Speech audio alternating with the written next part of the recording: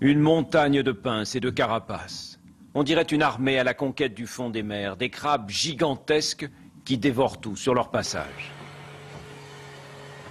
Quand il y a une quinzaine d'années, ces pêcheurs norvégiens ont remonté dans leurs filets les premiers spécimens. Ils ont eu bien du mal à en croire leurs yeux. Les plus gros pesaient jusqu'à 10 kilos, 1 mètre d'envergure. Quand les premiers sont arrivés, ils sont arrivés en masse. C'était un vrai problème. Ils se prenaient par milliers dans nos filets. Ils les déchiraient. On ne savait pas comment s'en débarrasser. Et en plus, on nous disait qu'on devait les relâcher. Dans les années 60, des scientifiques soviétiques ont eu l'idée d'implanter au large de Mourmansk des crabes originaires du Kamchatka, dans l'extrême-orient russe. Depuis, ils n'ont cessé de se multiplier et ils ont vite franchi la frontière avec la Norvège. Leif, le vieux pêcheur, fut l'un des premiers à flairer la bonne aubaine. Plutôt que de les rejeter à l'eau, ces crabes, pourquoi ne pas les garder et les vendre? Les autres ont suivi, le gouvernement aussi. On a des quotas. Cette année, c'est 4560 kilos par bateau. Et on nous achète le crabe à 13,5 € le kilo. C'est bien. Leur record, c'est 1,5 tonne de crabes comme celui-ci en une journée à peine, le tiers de leur quota annuel. Une belle petite fortune aussi pour le père et le fils. Les envahisseurs sont devenus un nouvel Eldorado dans cette région déshéritée. Les pêcheurs les rapportent vivants jusqu'à cet entrepôt à Bugonès. Et c'est vivants qu'ils seront expédiés dans le monde entier, à un prix bien plus élevé.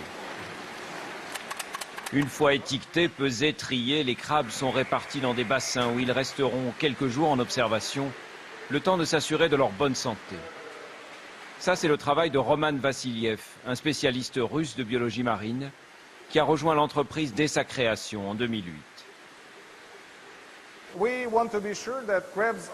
On veut être sûr que les crabes ne souffrent pas dans nos bassins, qu'ils sont dans des conditions proches de la nature.